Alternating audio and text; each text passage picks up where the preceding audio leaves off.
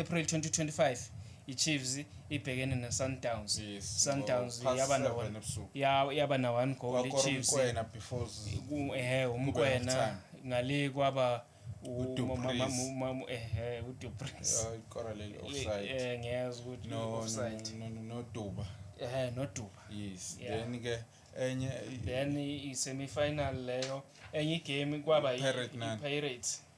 iPirates ne kwaba iPirates neMarumo Gallants. Okay. Yadliwa iMarumo Gallants ngo-1-0. Okay. Yeah. Then ifinal iChiefs nePirates. Yeah, la khona kwagcina kunqobe iChiefs Kwakora i-winning goal yakora captain. yeah kwaba u2-1 iscore. Yes. uMart ezeshaya i-long range goal.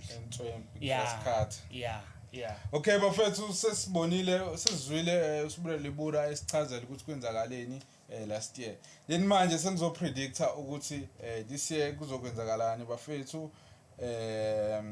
Okay, iNedbank ijwayele ukwahlukanisa kawu2 ama teams. Ijwayele kuba i-top tier then bese kuba i-low tier.